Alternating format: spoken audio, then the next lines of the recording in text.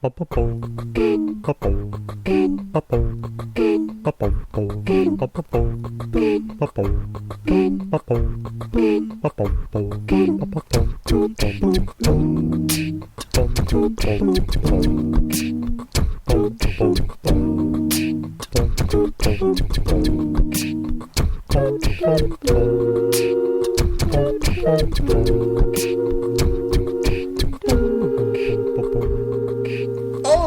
bienvenidos al Crash Chords podcast.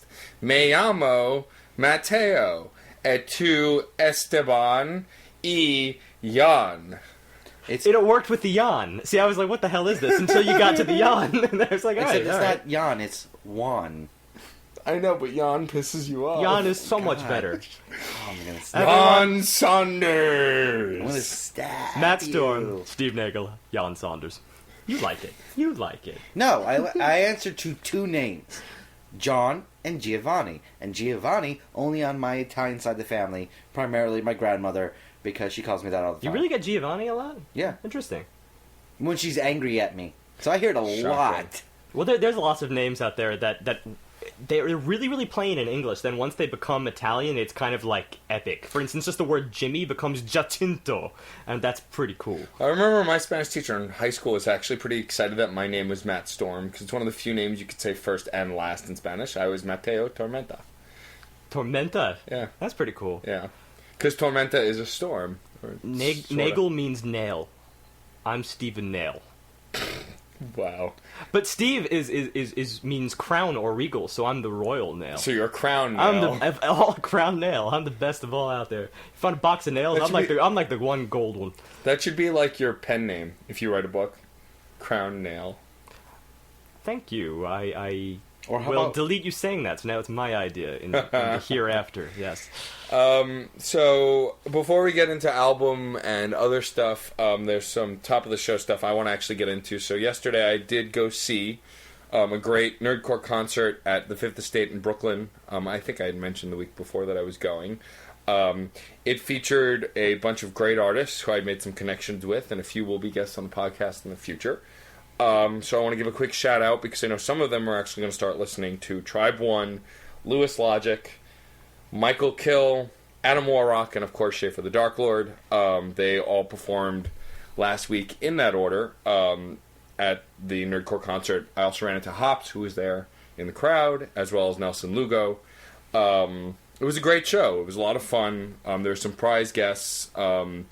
Adam Warrock's closer, he did Salieri from his new record featuring MC Frontalot and Lewis Logic, and MC Frontalot was in the crowd, which was nice. Also, a female rapper named Christy B, who's featured on the song Boys, which attacks sexist pig men, which there are a lot of in the world, and his pro-feminism song from Schaefer's new record. She was in the crowd, and they sang that song live at the show, which was cool.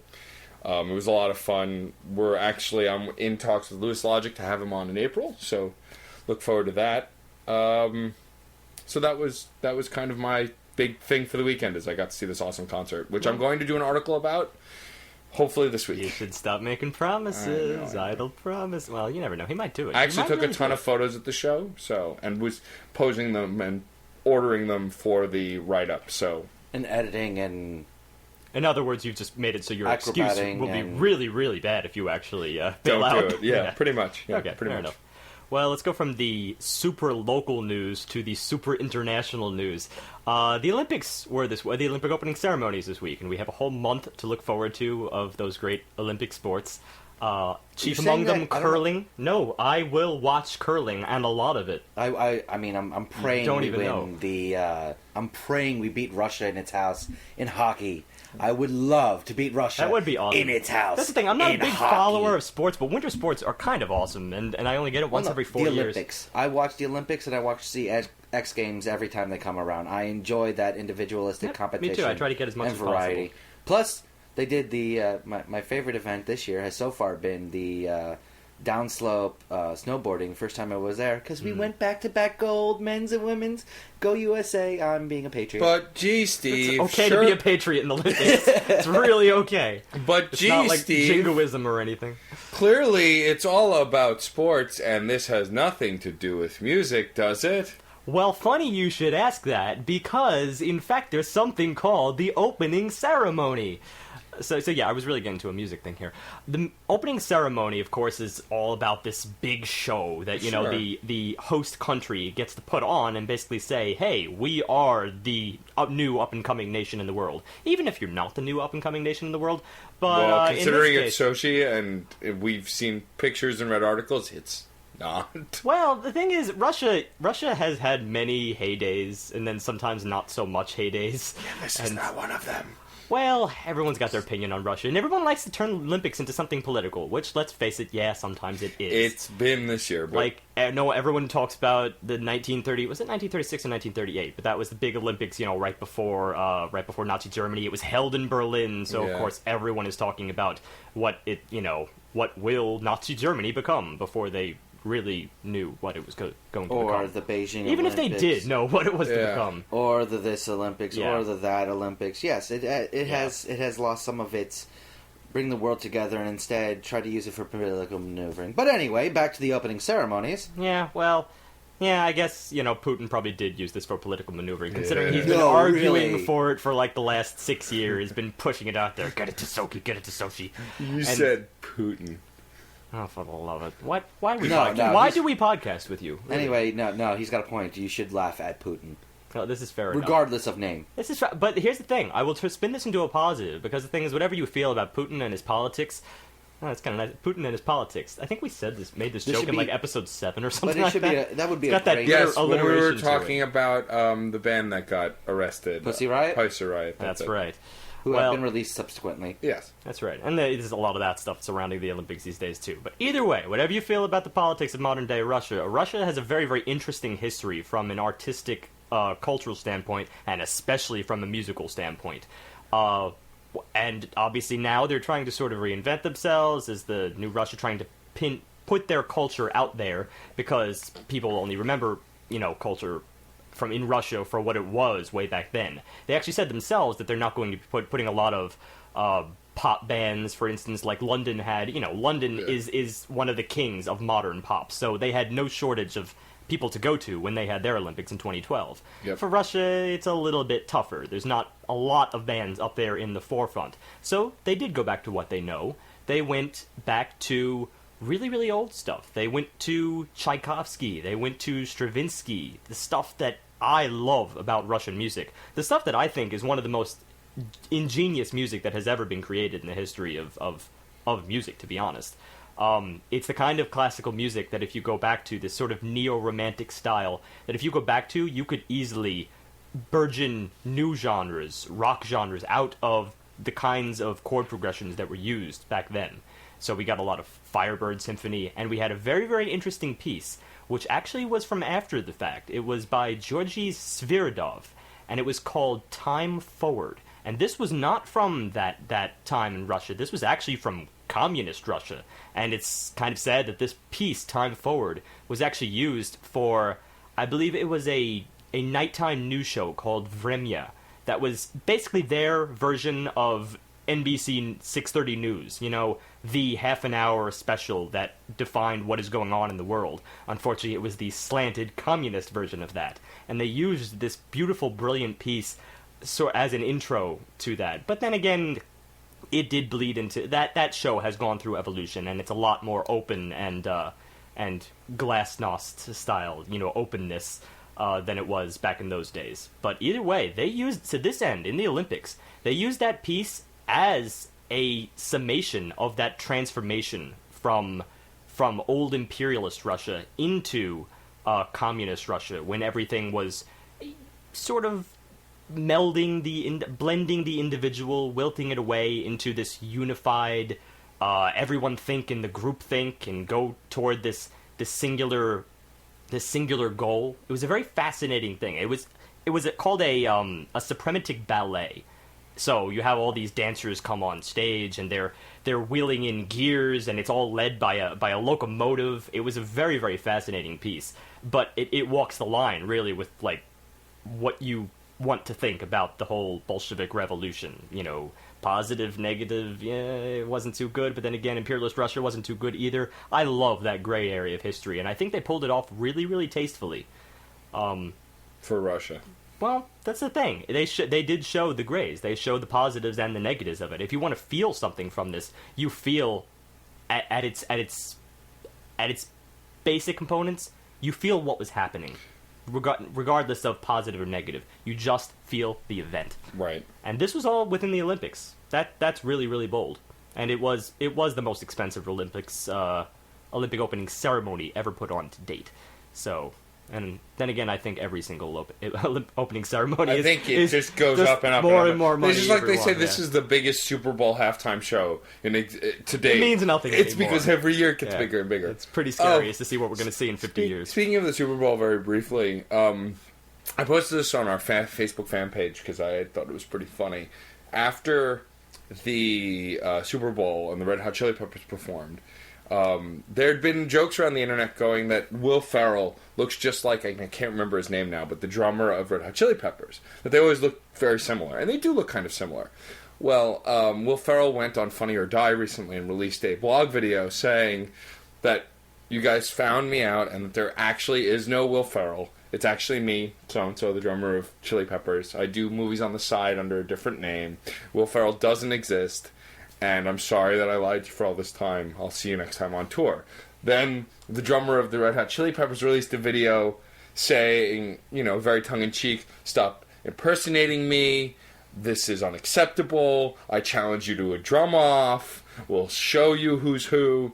It was very clever and very funny. It was a cute way to handle this very ridiculous concept that they're the same person when they're obviously not. So that was your segue, historical ballet, into totally looks like.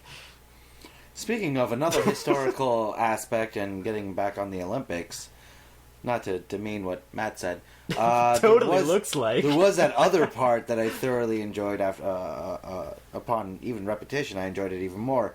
The Daft Punk. Oh yeah, it was okay. That's the thing. There's a flip side to the Olympics. Like, okay, yes, they went back, but they were also trying to, come on, Russia, push something modern. So of course, what's more international? Actually, it's kind of a funny statement. What's more international than Daft Punk? I'm sure there's a lot more things more international than Daft Punk. But then again, Daft Punk's up there. It's up there they because started overseas. Techno music is one of those genres that really, of course, they started out in France, but techno music in itself really hath no boundaries. There is no cultural. You don't feel any cultural restraint in there whatsoever. You can be anywhere at once. So yeah, of course, it was going to be popular everywhere. So the Russian police choir decided that along with their more straight-laced performances, namely the Russian national anthem, which was actually pretty beautiful. It's always pretty moving. Again, Russian patriotism. Regardless, they also did. This Get Daft Lucky. Punk, Get Lucky, the big single from the Random Access Memories album, which, it was different. It was interesting, and it was one of the most Russian things I heard during that show. It is, because it's got that lilt on their... You can hear their accent behind it. They probably most of them don't speak English, and they're just singing the lyrics. But it also had that what's the word? That patriotism in the whole choir work, the very deep Mother Russia kind of exactly. They unified put voice. The same inflection that they would put in their national anthem, they threw into this, Get Lucky, of all things. It was surprisingly enjoyable. You don't think, that sort of patriotism vocal work that is really iconic for a lot of different media. Well, you could also just boil it down to great choir work. I mean, it was interesting harmonies, and I'm not saying this was like a crazy complex thing. That whole idea, that choir though, is very much a very specific sound when used in media, when used in movies, when used. It's rousing. It's not even rousing. It's instantly recognizable as Russia. as Oh, yeah. Slavic. It is an iconic sound of the Slavic culture. There's that lilt at the end of it. Now it's just the style of the harmonies. Or just the fact that it's a bunch of guys in really deep voices singing together. The range is so pigeonholed into that area. You hear a bunch of guys singing like that, you're going to think... Maybe it's that. Russian. And then again, of course, I know there's plenty of all-male choirs, in the American military at all. But it's true, there's some quality there. I don't know if you've ever heard this, because I'm not sure that... When I mentioned that thing about the Russian national anthem... Again, here's another racy statement, but what people felt in Russia was when they changed their national anthem from the Soviet national anthem to the Russian Federation national anthem, I'm not sure a lot of people liked it, because whatever you may feel about communist Russia, they did have a really, really rousing national anthem. The kind of thing that just instilled that patriotism within you, even if it was for causes. It's still about your country, whatever. But the thing is, they wanted to change that anthem, and people just really didn't buy into it. So I believe at the Olympics, they didn't just do their Russian national anthem, which was sung by a famous opera singer. They also did the old Soviet one. But let's face it, it's more memorable. Whatever you feel about it, it is more memorable. You probably don't know the Soviet national anthem, do you? Yeah, but I'd recognize it. I'd probably I think I recognize it could if tell I from heard your it. face. I'd recognize it in, like, if it was played in Hunt for Red October again or something like that. I'm sure like, if I heard it, I'd it's been recognize in it. enough anti-communist movies and TV shows that I would recognize it. Yes, even if we know it from all the Tom Clancy Yeah. adaptations. There you are. Well, there's All right. plenty to critique about Russia, but that's not what we're here about today. Yeah. No. There's also plenty to celebrate about Russia. It's both. Yeah. Yes. There's a lot Russian of good history. How No, about that? Russian history, I agree. I'm speaking strictly from a culture perspective. I get that. I don't want to broach into like modern Russian politics Because because that's- we could go down a very, very slippery slope there. But then again, there's a big movement in Russia that could also break free from this. This does not have to be the 1938 before Nazi Germany. Please, I hope that it is not. Anyway, yeah, I don't know. It's just there's something about all of the stuff leading up to the Olympics that just made me so just interested and disenfranchised with the actual Olympic Games. And I get that it's still about the competition and all that, and really the goal is that America should just whoop their ass and everything, but... Because we're America. Yep. But, I don't know, it's just with all the, all the politics and stuff, which I don't want to get into. It's just, this is a very complicated Olympics this year. Yeah. But at the same time, there's still a purity to the games, and I wish all of our competitors the best of luck. Yeah. And just go out there and just win. And it's also not quite the same as like the 1984 Olympics. Like that was the one that we actually boycotted because back then it was Soviet Russia. At least now there's like a guise of they could kind of go any direction at this point. We don't really know what Russia's plans for the future are. No, of course. They've only come out very specifically about certain issues, and then everything else is kind of a big dark cloud that we can't really see through. Well, Russia's always mysterious. There's actually a quote that it's a Russian quote that says, "You can never fully know Russia." I forget who actually said that quote, but I guess probably a Russian. I guess Tolstoy. it's better than America, at least. Well, it's a lot vaguer. I guess that. Anyway, I'm totally freedoming internally right now. Yeah, you freedom all you want internally. Now for something completely different. Let's hit the new album this week. This is John's pick. I picked an album for 3 reasons. I picked it because it was from a band from my younger years, my pre-20s, my late teens, when I really was experimenting in different musics outside of my parents' The music. musics. I chose this album also because it's a new punk album. And, well, frankly, I still like punk. Still And trying to wash that bitter taste of Green Day out of your mouth. Yeah, I'm looking for something new and different. Aw. And also because, well, frankly, because of the title.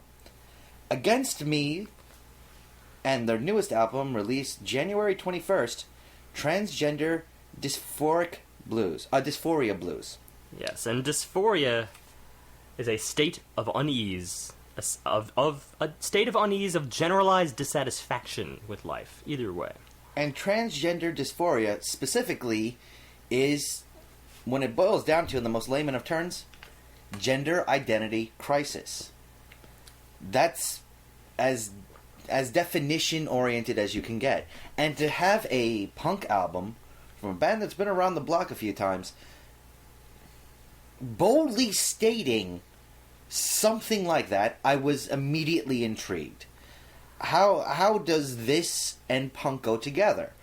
And well, here's the thing: there is a story that goes along with this. Yeah. It's not exactly like it's a general call for unity or a generalized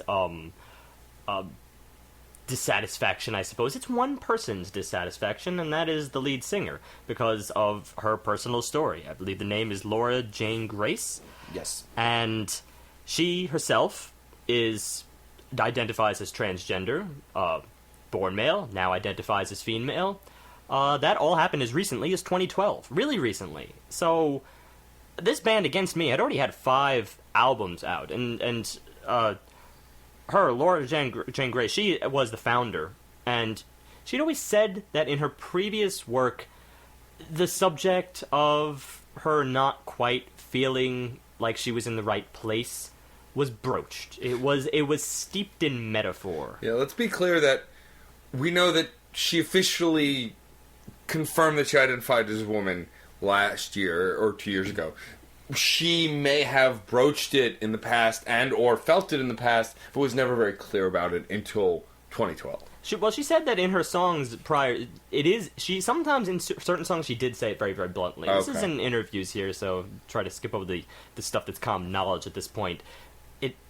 She did say it bluntly at times, but other times she also steeped it in metaphor. So it was sort of like, if you were looking for it, you might have found it, or you might have just glossed right over it. Right. Right? Here's the thing.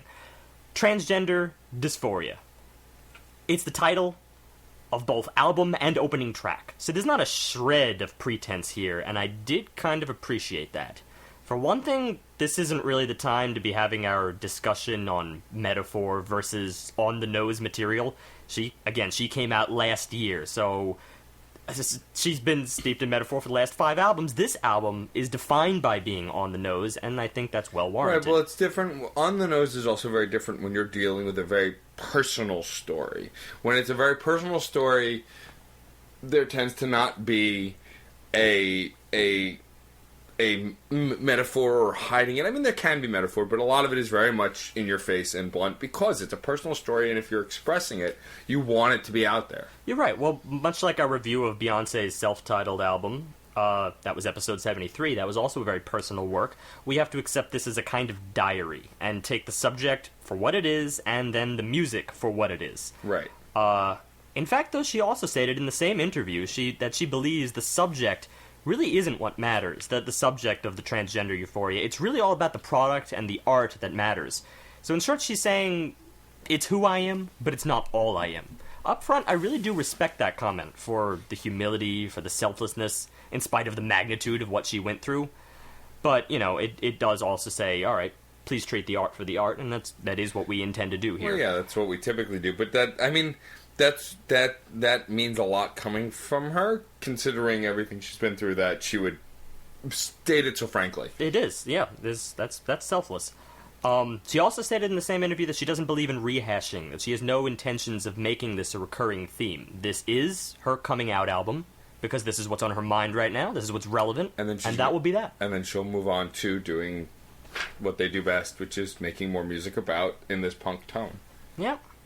So I had some general observations here that occurred in first rounds of listening. I guess we'll start with the first track here, Transgender Dysphoria Blues. I'm going to try to state the negatives before I get into the positives of this first track, because this is sort of a mixed album in terms of my feelings. It's not really my taste musically, for certain reasons here.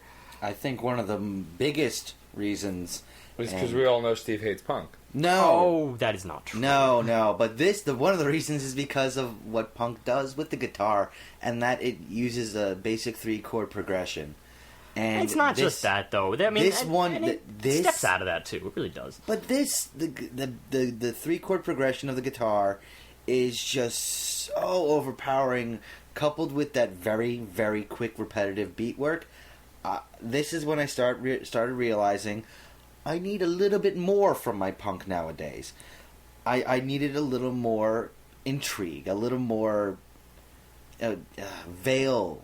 I needed a little more mystique to the actual instrumentation. Yep. Because this was where you just have to realize you're going to get a lot of repeating guitar riffs, repeating bass, repeating drums, because it's punk. Yeah, well, let me go through them. These were my observations. It's not just the 3-chord progression. I mean, there's other little things here, and she's not always, harping on the 3 chords. She really does step out of it several times. It's just, the way it's stated can be very, very redundant at times. But I do have some positive about the first song, and I will get to that.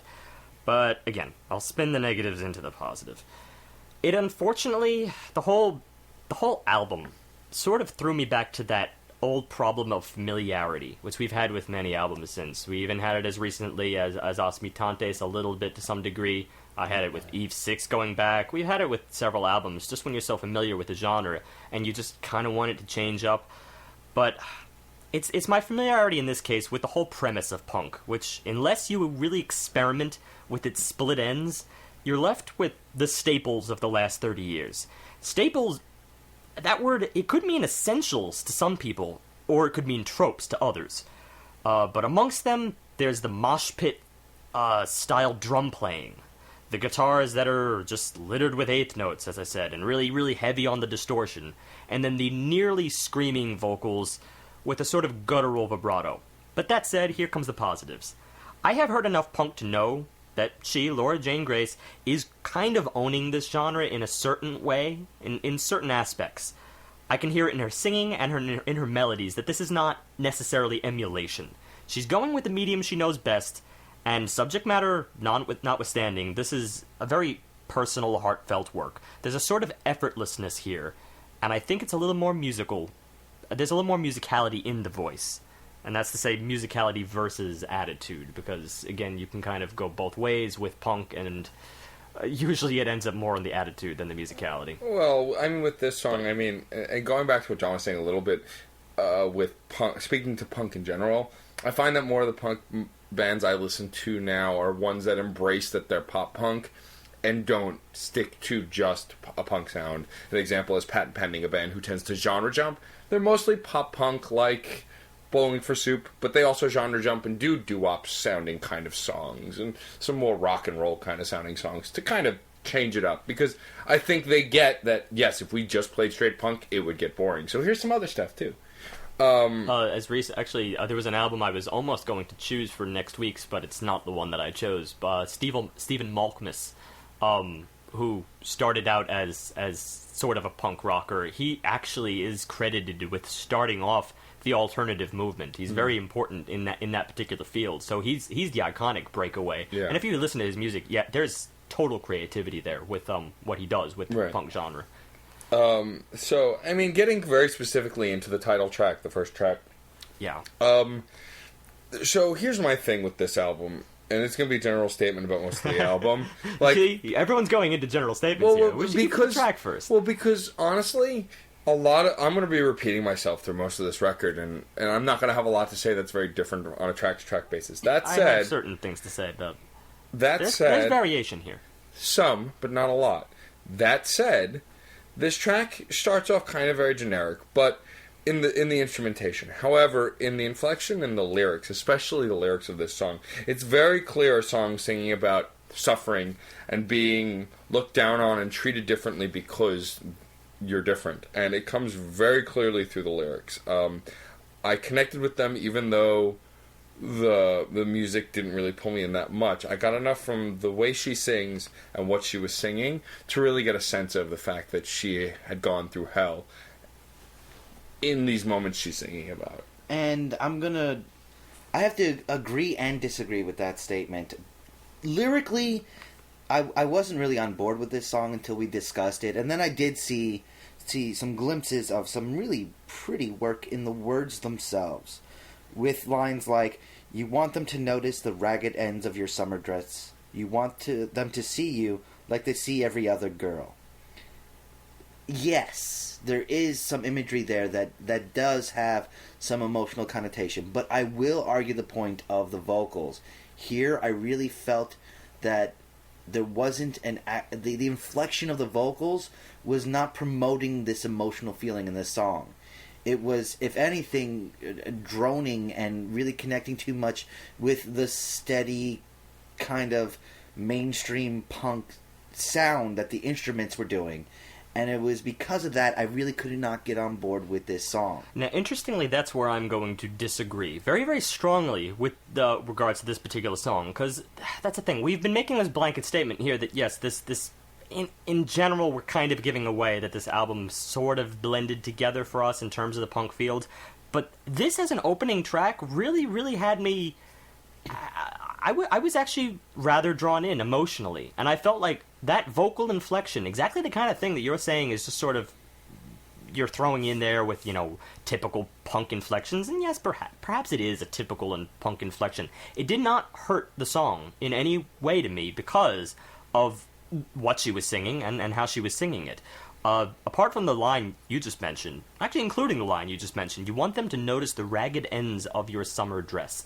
Just that idea right there. That you painting the imagery of the woman right there. Well, and take feel that. And take that sentence also as it is, like, why would the dress be ragged? Because of rough and hard times, not being treated right. Yeah, this being forcefully abused. It's possibly. it's very careful choice of words. Yeah. And then of course the song really takes a very as we said, this does get very on the nose.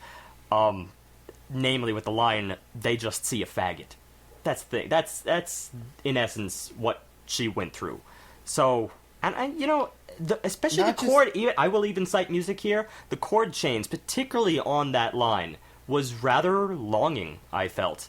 Even following the following line here, they'll hold their breath not to catch the sick. That was almost revolting to listen to, and revolting in a way that I really, really felt for the plight. But for me, from a poetic standpoint, yes. From a vocal standpoint, I just could not connect with it. I could not really get deep into that. This is so that combination. Bizarre for me, considering that I felt what you felt on many other tracks on this album, and I simply did not feel that in this first one. I was very, very drawn into this. I'm with Steve on this. I was very drawn in as well. I was actually kind of fascinated with her vocals in a way that she was sort of outdoing Billy Joe Armstrong, beating him at his own game. That sort of guttural vibrato. In a way that, that's another interesting point. It counters what I said earlier here, that there's a vibrato style that, yes, it is common to punk, and yet I feel like she was just going for it. She was hitting these notes effortlessly, especially in this first track. This song to me felt very personal, and I agree with Steve. I think that it came through in how she sang it and what she was singing very clearly. While the musicality was kind of forgettable in parts, the changes in notes during those specific lines was very apparent. It makes me really wish I had presented this all in the reverse, that I had stated the positives before the negatives, because I guess I understated it when I said that my first reactions were all that punk stuff. Maybe it was more of in a general sense, but this song really, really grew on me. No, yeah. I mean, of the songs on the record, this is definitely up there, and I thought a very strong introduction to the record. I mean, typically title tracks can be very cheesy, especially if you have an album with a specific title and you have the title track in the middle of the album. It's kind of a throwaway or just something to, here's what's the album's about. But this very much does. It's like I said to start out with Transgender Dysphoria Blues. It's the title of both the album and the opening track. There's complete bluntness here in terms of this is what this is about. Strap in, you're going on a ride. And that's what this song really does say. The song is a stage setter.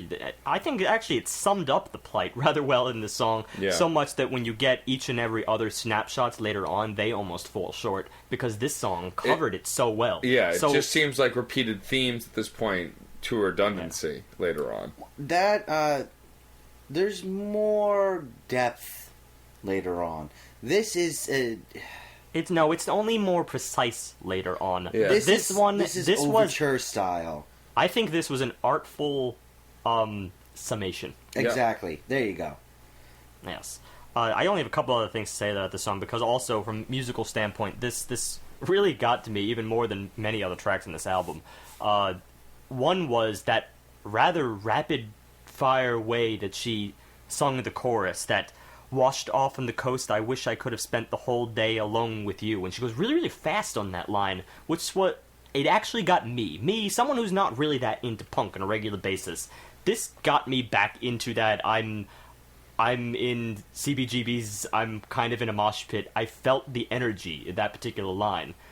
So there's a juxtaposition here in this song. It's a lot of longing, it's a lot of kind of diary type work. At the same time, it has that pep. I wish I could have spent the whole day alone with you, where you sort of feel the love factor within this. The person behind the problem.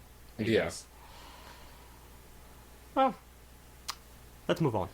Track 2, True Trans Soul Rebel. True Trans was, in my opinion, superior in every way to the opening track. I connected a lot more emotionally. I enjoyed the lyrics even more so, which reading the lyrics of track 1 was enjoyable. Experiencing them in True Trans was much more enjoyable. The vocals, I felt, were more impactful, and I liked the actual music a lot more. This, to me, was a great first major step after that introduction. It had, at points, it had really riveting lines, very visceral lines that I just... This was the reason why I liked punk back in the 90s. This is why I liked punk at the turn of the century. Lines like, follow it through to the obvious end, see your veins wide open, you bleed it out. Well, there's nothing in this album I find to be more impactful than some of the lines that are in here. You got to get the context in here.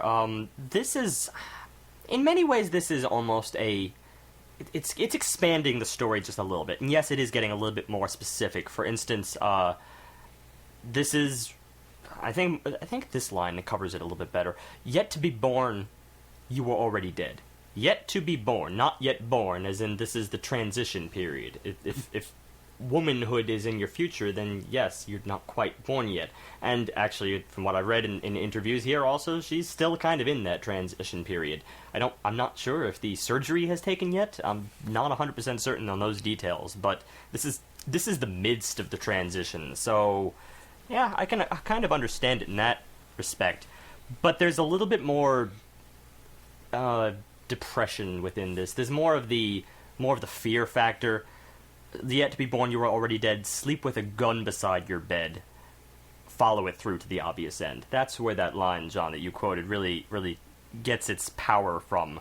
Because the obvious end here probably is suicide. Because that's the depressing alternative. I mean, right. If you cannot live in the situation you were given, or if you can't transform it in some positive way, that would seem to be an alternative, but that's sort of depressing. It's very depressing and very dark. You bleed it out. I can't take this in any other way than that. Yeah. But it's symbolic of that suicide of killing the old persona to become who you truly mean to be. It's got that double meaning to it that I just thoroughly enjoy. With the later verses, you should have been a mother, you should have been a wife, you should have been gone from here years ago. You should be living a different life. This is that reflection of, I felt this way for a long time. I should have been taking these steps earlier. It's lines like that pain of regret, but with that stepping forward in the choruses of, does God bless your transsexual heart, true trans soul rebel? Well, it was lines like the ones you read before that make it sound like, okay, this is still in the midst. Because I had previously interpreted this song differently. I wanted to say that this wasn't necessarily about contemplation of suicide. I wanted to say that it was more about the operation, that this was the follow it through to the obvious end. Well, the obvious end, especially in her case, at least what turned out in real life, is to go through with the transformation. That's a much more positive view than, of course, suicide. But unfortunately, this is still early in the album, and I think this is still trying to explore the midst of the issue. And in that, I will say that it was specifically designed to be both. Yeah. To be that double entendre of the darkness and the hope at the same time. But here's the thing: if we take this straightly from lyrics, then yeah, you could get some great poetry out of this. My problem was that this is where it started to take a little bit of a turn down musically. And this is what I wanted to speak to: is that this is a common problem that already presents itself in the second track for me and follows through in a lot of the record. Very much the writing and the arc and the emotion is very much there. There's a connection, and there's something to identify with. Musically, however, I'm already bored, and it's only the second track. There wasn't enough for me in this track. If it weren't for the lyrics, I might not have made it through the whole track. The most impressive parts in this track were the drums later in the bridge. The bridge was rather interesting, but again, it's fleeting, because this is in terms of form here, this is just your classic punk form. Yeah. Intro, verse, chorus, bridge, chorus. Pretty blunt. And also, and I don't know if this is a positive or negative yet, although I'm leaning towards a positive maybe, just because I didn't get to stagnate, is most of these tracks are between 2 and 3 minutes. There's a couple that are even under 2 minutes. The whole album is 28 minutes. It's 10 tracks. It's short and fast. And it's classically punk. But my problem is... it is blunt in that regard, too. My problem is, though, in moments where you feel like there should be more, there's not enough, and there's not a lot of those moments. Most of the moments are... It's short, but you still don't really get anywhere even in that short amount of time. You just kind of feel like it's still repetitive and it's not going anywhere. Well, yeah, I see your deliberation though there between being a positive and negative, because on one standpoint, it goes back to her quote from earlier. If this is not something she necessarily wants to, dwell on for a long period of time, then this is kind of a one-shot. The whole album is just a one-shot of just, all right, these are my blues concerning this transgender experience. Then that's it. So kind of trying to shuffle it out there really, really quick. Blah, blah, blah. Okay, this is me venting. Not trying to be I don't know what you would call it. The kind of any artist who I guess would really be overtly gushy about a certain topic to the point of nauseum. I don't necessarily feel this. No, that's not what I feel in this not. at all. So yeah, the problem. It's really a shame that I guess the music didn't hold up so well, because if it had, then this could have been a very punchy, edgy album. Yeah. Especially even from a diary perspective. Let's plunge back into more specifics with the songs and move on to track 3. Unconditional Love. So this song, was even more problematic for me because not only was the music very repetitive to me, but so were the lyrics in this one. It tried to be an anthem. Steve pointed this out to me, and I think this is why I felt it was so repetitive. It tried to be that Hey Judy and kind of gather round, sing along anthem, Unconditional Love, but it just wasn't reaching it. Emotionally it didn't get there. Inflection wasn't there. It just fell short in a lot of ways. It didn't pull me in at all, and I very much felt like it falls short in a lot of ways and just was a continue to perpetuate this downward spiral where the record is headed The towards. anthem specifically was, even if your love was unconditional, and then that kind of gets sung over and over and over, then finally it still wouldn't be enough to save me. I see where they're going here. I really do. But because I think that has to do with really the song to the wife. Of course, when you go through that experience, how can you possibly continue in... It's not going to be an ideal relationship. There's going to be some issues to grapple with on both sides of the table. It's not going to be the same as it was before. Especially if the other person doesn't see it coming, yeah. Exactly. So, and the reason I think it didn't quite work musically was because it had what I call the punk idea of restarting the song. The music itself, and this is something that's kind of common in a lot of punk and a little bit of indie, it restarts. It feels like it's maybe a beat or two too short to culminate in each of the actual sections of the verses, of the choruses. It feels like there's something just missing with it. Well, this is coupled with the non-sequester style of line work, where it's more statements that are being sung out as opposed to a flowing piece. Well, that is something I never really enjoyed because it's very halting. And because of that halting rebuilding, I just can't quite get into it. I do actually experience that. The more I think about that, I do experience that in the lyrics, especially the verses, because there's a lot of written material here that seems like it is trying to be crammed in, which might account for that sort of halty style. Just take the amount of lyrics here, which in themselves I actually found rather inventive, very poetic. My sycophant love song, my authentic desperation. I'm addicted to the feeling, the only kind of steady I believe in. Prison cell exercises, solitary sport entertainment. What makes you think you're gonna die any different? It's powerful. I just wish it wasn't. It's in an anthem. It doesn't. It's it beat doesn't poetry. fit. That's the whole thing. It's beat poetry styles. Yeah. And this is something that grew up around punk and vice versa. It's something that has been used a lot, and it does not work in an anthem idea. That's the big issue here.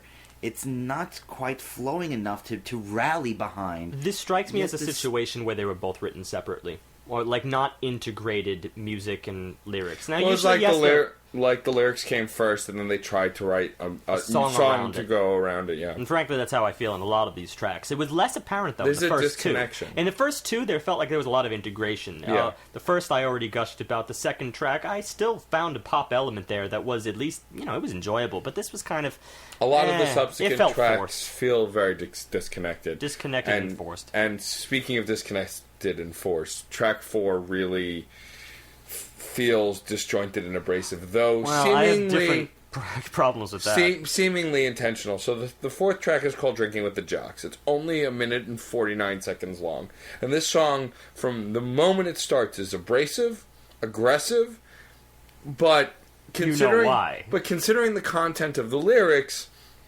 I call it, and I've lovingly called it since we reviewed this album, the paper chase conundrum.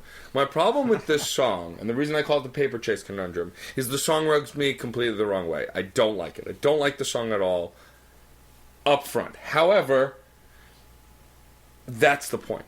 When singing as someone who's been bullied by this group of people, but yet you still desperately seek their approval in moments, it's a very abrasive and aggressive environment, and I think that's what they're going... Because it's an uncomfortable atmosphere. Right, and so I think that's what they're going for on purpose. Yeah, this is one of the more cunning ideas that they used on this album. The concept of speaking before her transformation, of trying to fit in with the jocks, the stereotypes of what's going on here. The idea of being a womanizer, of being a douche, and how... There's a lot of lyrics here. We won't go into detail, but it's very the- graphic, and it basically outlines what a douche is. There's a lot of machismo surrounding this whole entire thing, to the level of obnoxiousness, severe obnoxiousness. And it's coupled with that almost screamo style of music, very fast-paced, even for punk. The lyrics are screamed It does abrasively. get close to screamo, doesn't it? I mean, well, granted, I'm sure there's screamo people who would be like, "Oh, come on, this is tame."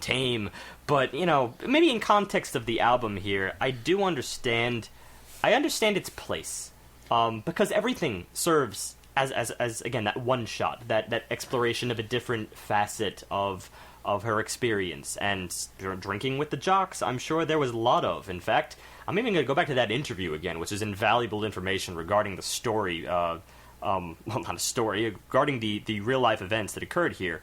And that was the fact that there's a lot of machismo surrounding the music industry. That she was in a lot of situations where your picture is taken, and then you're expected to hold up in some way against the picture on the next page, of the next band with their image. There's always a lot of machismo surrounding punk music. It's very common, so that just wasn't her. And this basically explains that. And yet it does explain how she tried. I mean, she did try. I would put this song at a step above the last, just because at least it accomplishes something. The last track really didn't accomplish anything, whereas this one, it's going for abrasive and uncomfortable, and it hits it. Hands down. Do you know what this is, though? I really have to say this, because this is 1 week right after the other here. Going back just last week to our Lonely Island review, do you recall the Spring Break anthem? Of course. It's almost the same track. But in In the same kind of satire, too. Very similarly. Yeah. You're just talking about this drinking with the jocks, very heavily testosterone environment, and it's it's making fun of it in a way. All these really perverted lines just tear it apart. But at the same time, I feel a lot more pain being imbued in these lyrics. Oh, yeah. Because of the way the music matches up to it. Right. It really is a very nice artistic piece for the album.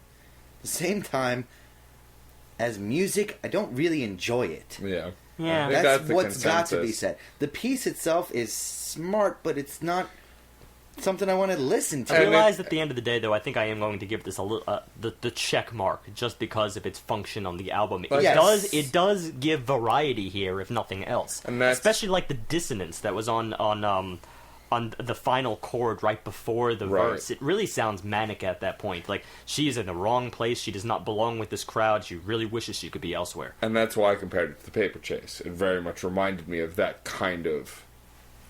that's way too... disconcerting. Put down the knife kind of a situation. Yeah. Yeah, but I will say I felt something. I'm at the end of the day, I did feel Oh, something. yeah. Well, I mean, it's very... That's important. It is important. Now we'll move on to track 5, and I kid you not, this is the actual title on the record, Osama bin Laden as the Crucified Christ. All right. I know it's really obvious to attack this song on really obvious grounds, and you know what? Obviousness does not negate validity, so I'm going to attack this song on exactly those grounds. But that won't be the end of the discussion. So first, the title itself and the subject of comparison. Comparing Osama bin Laden to the Crucified Christ seems like a really bizarre turn for this album. It just doesn't make any sense. It's out of left field. It does seem out of left field. So just to get some context, the lyrics don't seem to provide any more of a clue. You're gonna hang like Benito, of course Benito Mussolini, from the SO rafters. Hang like Clara with her skull caved in. I believe Clara was his girlfriend. Hang like a cross around my neck. You're gonna hang. We get a little bit more clearer later on. What's the best that you can hope for? Pity, fucks, and table scraps, subterfuge and detachment, a bullet in the head, and a bullet in the chest. And that's where the message actually becomes clear for this song. A little bit. Where this is kind of like hate spew at Osama bin Laden. Sort of. It's still a little opaque. The chorus, which actually the whole song actually begins with the chorus and goes into the verses, the chorus is still a little bit more unclear unless you actually start looking stuff up. But at the same time, is Osama bin Laden supposed to be a metaphor for something else? I think that's a possibility. Yeah. And this is the thing. It's metaphor on top of metaphor on top of metaphor. I think you bring in two opposing figures, right?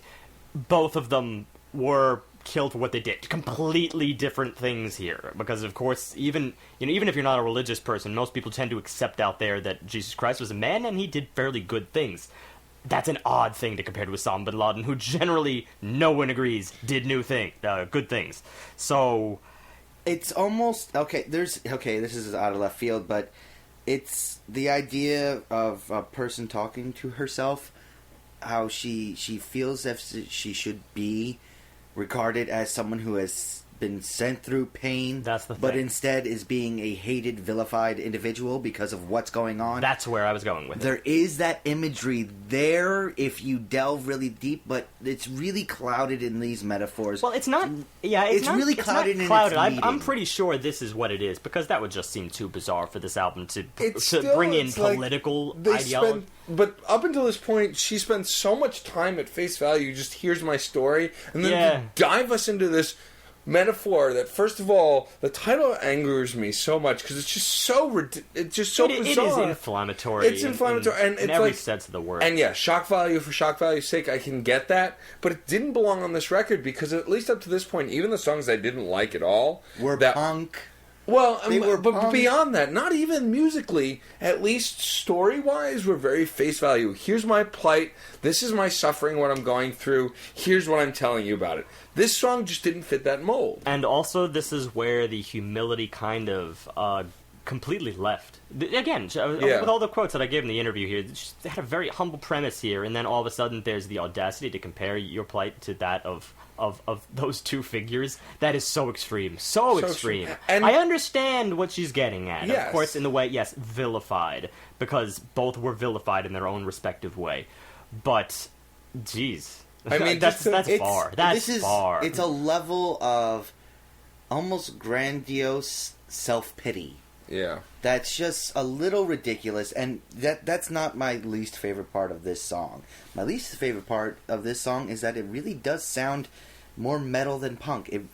Musically, That's your least. while it is probably the most interesting song musically, it doesn't really connect to any of the other music on the album. In the macro scheme of things, it's divorced that way, which It just seems. But very I have a distracting. sidebar there, though.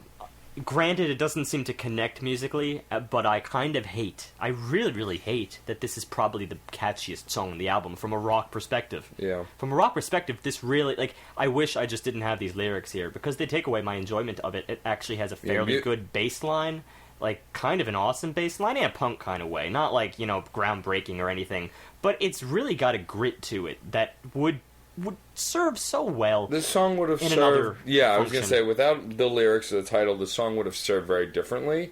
But it just rattles the whole album as you're falling down this rabbit hole. Yeah. It really does disjoint it. And then, I mean, track 6 doesn't really do much better. no. Well, I want that. to interject No. here, though, first, about this track, that, there is sort of a, what are the 5 stages of grief. Of grief, yeah, the whole denial and everything. I Yeah. feel like this is more of that anger stepping in here, at least if you are going to go down that Okay, I self-pity can route. see that, yeah. So, yeah, I want to give this a little bit of credit in that regard. But track 6, one word, fuck my life 666, I think is actually almost as impactful for me as track 2, True Trans. This one... Sounds like This me and one, Steve are this in one the is same boat on almost this as one. good lyrically as the earlier part of as the really early songs on this album. Though this it does have a lot more problems with the repetitive music. So this That's song, kind of the main problem, though. yeah. So this song, the music is very repetitive, but also for me, as the title indicates, it's almost childish in its construction. It just, it feels very, very angsty teen, and yes, of course, Green Day immediately came to Yeah. vibe here. old Green Day. It is, but I don't know. Like the intro That's was not a kind positive thing. The intro was kind of nice, but it's so short-lived and fleeting, and then you dive into this dated sound. It set this sort of looping guitar type thing, but then it was very nice at the intro, as when it was solo, and then when the other instruments came in, the guitar sort of persisted, and it had lost its It wasn't unique anymore. It Exactly. just became repetitive and part of the mess. But Exactly. it really does put some great symbolism in its album, with chipped nailed polish and a barbed wire dress. Is your mother proud of your eyelashes, silicone chest, and collagen lips? How do you even recognize me? It's almost not enough for me. I mean, no more troubled sleep. There's a brave new world that's raging inside of me. I just that promotion of this new self identity that's emerging here. But you know what that is, comparison though? of the real This world goes back to what I said in the first track. That almost strikes me as a rehash. I feel Yeah. like we have gotten this out of the first 2 tracks, and I we didn't got them get it fairly out well. I did not get it out of the first track. I'm still refuting that. But this I think is a high point in the latter part of the album. Yeah, but that's not something to refute. You're refuting not getting the same emotional connection as the first track. But that's not what me and Steve are saying. Me and Steve are saying that the theme of this track, the message of this track, was already stated twice in the beginning of the album. It's not a new thing, just this new life and moving forward and dealing with problems. That came up already. Yeah, it's more of a general issue, because yes, I see your point, John, that maybe there's specific things here that have not been touched. This is more about the exploration of the post-operation world. No, this one's more of an Silicone chest, collagen lips, how would you even But recognize this is about me? the personal interactions of people you knew adapting to your new identity, of interacting with your new identity. This is about what happens in the post-op of them now trying to see you as a new person. Well, there's a split there with the title. I mean, Fuck My Life 666. That sounds like you're in the midst of an angsty teenage blog. That's It the sounds, first thing that no, comes it to my sounds mind. like the title of a hymn song is what it sounds like. It does, kind of. But there is a celebration here, it seems, almost. The ease of your pose, the grace of your silhouette, the way that your shoulders meet your slender neck. There's a It celebration just there supports of my dated and disconnected feel to this track. It sounds like we're going three different routes with this. Problem is I think it just lacked a unified... Anything? in a bit massive umbrella kind of way, it has the unified idea that has already been presented. Transgender Dysphoria Blues. Like, it's we the get title. But that's there. Like that. Yeah. Pointing to that is pointing to the obvious. Yeah. Pointing to the sun in the sky. You know, it's just we know that's there. Give us something else on top of it. Give us a layer or depth. And that's not here. I do feel almost like I'm being picky when I'm talking about a 28-minute, you said, album. Like I'm being picky, like I'm saying, well, that's too long, that's too much about this. I don't want to demean the subject matter, because again, it happened, and this is important. It's not so much that, it's more about the arc of this album seems to suffer in that regard. And it's really, I think it comes down to the music. It's getting confusing and cluttered at this point. Confusing and repetitive, not necessarily cluttered, but confusing and repetitive. You can almost gauge clutter within the repetition, that's Right. the problem. And then, I mean, also, Repetitiveness clouds structure. That's Yes. really the problem. And the structure is starting to fall apart the more we go through this album, because the next track also doesn't apply to the theme that's set in place already. It's got a it's touchable sort of- connection, but because of the It's content, thin. it does. Yeah, Very thin. The Dead next Friend, track 7, Dead Friends, I believe it's plural. Friend. Oh, it is Friend. Okay, Dead Friend is just this kind of song. So the song is clearly about someone who is important to the lead singer that she had lost. I think we had read somewhere online that it might have been a guitar tech or something. It was part of the crew that was touring with them. But this song is now an homage to someone lost. And while there's nothing wrong with that, and I'm not saying that in and of itself is problematic, my problem here is now at track 7, getting close to the end on a very short record, you're taking this time to sing an homage to someone you lost. I get that, but if you're trying to create this arc of this album, this falls very thinly outside of it. And that's something... because we actually had to look up and see who the person mentioned, John Paul Allison, is. I saw before, like, looking it up and finding out this information as sort of a dirge to the person who you used to be. The person she used to be, being gone for Calling good now. this a dirge, though, is so over dirge, the top. Dirge as in a song to the dead. That's it. That's it.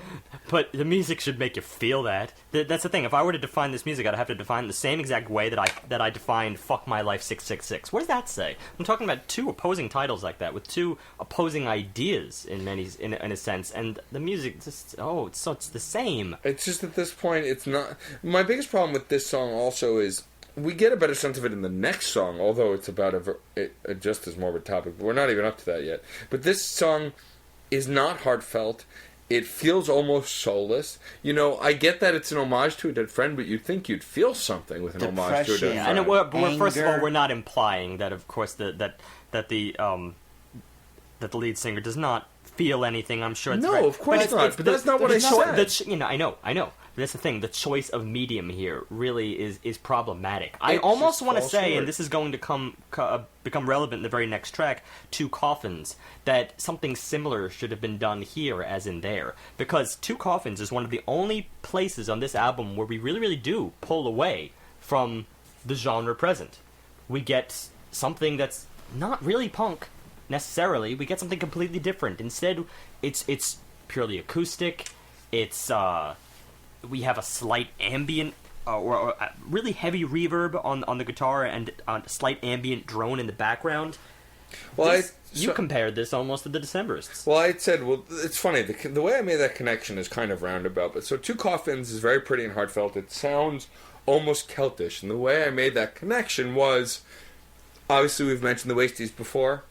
They play Celt-ish music and they Celtify popular songs unless they already have that kind of a sound. And the Decemberists are a band they have 2 or 3 songs in the repertoire that they cover by the Decemberists, and they all inherently sound kind of Celtish and old-fashioned, some of their songs, not all of them, and this song very much reminded me of their less complicated kind of Celtish songs that they do. Well, that's the thing. I mean, this is an odd tangent, but yes, I think the Decemberists actually are, in my opinion, they're a band known for really exploring what I call the split end, a facet of an existing genre, and then really making something new out of that. Yeah. That's what I feel like they've done. And that's almost the direction that this band seemed to be going with Two Coffins. And just to relate this, to really close off the track Dead Friend, again, R.I.P., rest in peace is all I can really say to that, but in terms of delivery and place on this album, it really could have used more of the slow juxtaposition and tastefulness that Two Coffins had, at least in vibe.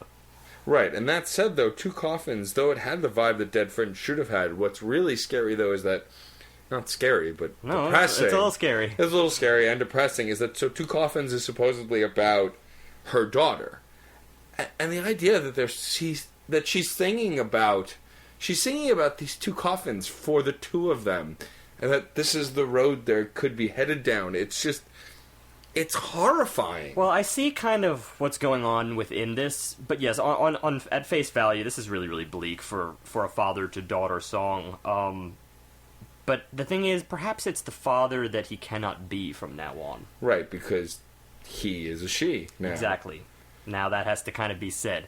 But still, two coffins for sleep. Yeah, I know. 2 coffins for sleep, 1 for you, and 1 for me. We'll get there eventually. But it's tricky. We'll get there eventually. It does seem to imply that that's death right there. We'll get there eventually, which is really bleak. But it could also be we'll get there. We'll get over this hump eventually. The hump of this transition that almost fundamentally changes our relationship. We'll get over that eventually. Really weird. It's weird, but I understand the problem. That's got to be really difficult to deal with. I can't even imagine how you. Well, deal with I mean, it can be and it can't be. I mean, the idea that it's difficult, yes, of course. Yeah. If, for argument's sake, and I'm not trying to make light of this, if Steve tomorrow decided that he identified as a woman and showed up here as Stephanie and wanted to be Stephanie from now going forward, it would be tricky. Fair enough, but that wouldn't be that difficult, really. Within the confines of this podcast, let's face it, I could probably we could continue talking way we've been talking. Well, also my point would be is with someone who I care about and who I love, if you were to do something like tomorrow, it would be awkward, but I would move through it because I care about you. We're 3 dudes doing a podcast. Like, that wouldn't... there's no role that we necessarily have to play at the moment, aside from talking about music. Where that does become relevant is in roles that are sort of defined by gender. Father, masculine, daughter, of feminine. Like, there's a lot of trade-off there. But also, fathers don't have to be masculine, and daughters don't have to be effeminate. It's true, but in a sense, you are fighting the norm. Right. Well, but also... Yes, but then that leads to the fact that should it really be the norm that all men have to be masculine and all women have to be feminine? That's a whole... Yeah, but this is not a matter of shoulds. This is a matter of what is prevalent in the world. So this is a very interesting discussion about gender roles in our society. Well, yeah, and you know what? No, I'm giving more props to the song just for causing this sort of a discussion. No, that's true. That's true. I mean, granted, I'm just theorizing based on that song. I mean, but the reality I was trying to point out why I mentioned the idea of you switching genders after knowing you for so long is the idea that you, depending on the age of the daughter and how close they are, in theory you would think if someone loves you very much and they are open-minded and old enough to understand what's happening, that it wouldn't be that big of a hump to get over. So this and in fact, this raises a lot more questions. Yes, it raises questions, and if that's its goal, then kudos. But yeah, that goes back to, I mean, again, really, really helpful that I read this interview, because she was asked point blank, how is your relationship with your daughter? And very simply, the answer was, she's great. She's the light of my life. That wouldn't imply a lot of problems, would it? Yeah. Granted, there was very little elaboration there. Well, I'm assuming... And she said, almost... she's the light of my life. We don't know the daughter's perspective either. Well, I think the daughter is young. I'm not entirely sure of that. Again, this is total speculation here, and I'm even speculating this just based on that one line. When you look at other lines, you have to almost go back to the to our face value approach, which was death. And all the things I have yet to lose will someday be gone too. Well, then again, that line does seem to imply the gender transformation here. Yeah. But then all things will fade. Maybe it's better off that way. I wish you'd stayed with me. Yeah. Oh, I don't wait. know. I'm sticking. I'm no. sticking with the alternate No, here. I came up This with... is not face value. No, I got something. Congratulations. No. It's another metaphor out of left field. First coffin is father's transformation into mother.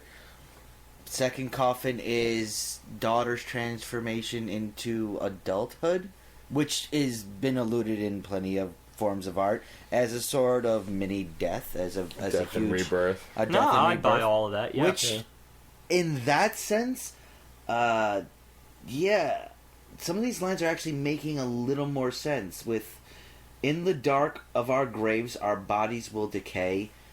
I wish you'd never change.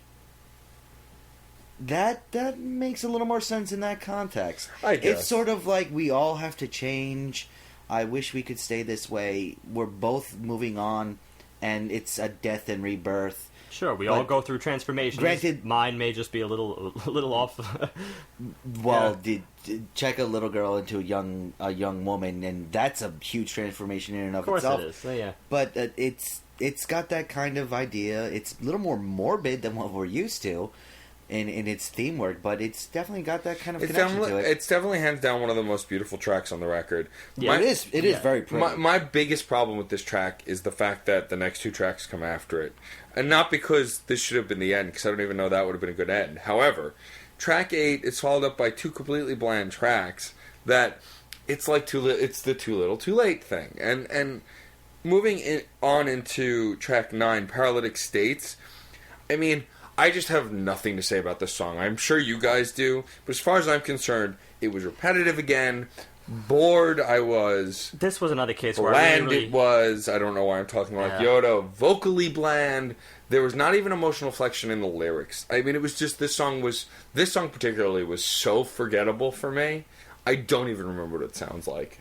This was an issue where I took issue with the medium punk. It's very especially following Two Coffins. You know, beautiful song. Here was the signifying juxtaposition for the album. The total mood change. Now we're just right back, yanked right back without even looking back. First of all, again, there's those eighth notes over and over and over and over. I think that's really a lot more of my problem than a 3-chord progression ever could be. It's just it has that steadiness, which again I know it defines the genre in many ways, but I kind of hate that it does. I really do. You gotta step out of it. I mean, but that's why. But similarly, they're also cramming more lyrics in here. There could be there's interesting things in here. Very interesting things in here. This was some of the more inventive lyrical work here. But it was glossed over because of the manner in which it was sung. But that's just my point, John, is what you're bringing up about the lyrics. The fact that you were like, there's very interesting things here. But had you not read them, would you have gotten them? Well, the whole issue is the song itself had that sort of moving on end of American Pie, guy running to the prom, kind of a beat to it. Very kind of the passe, this is towards the closing kind of an idea going on here.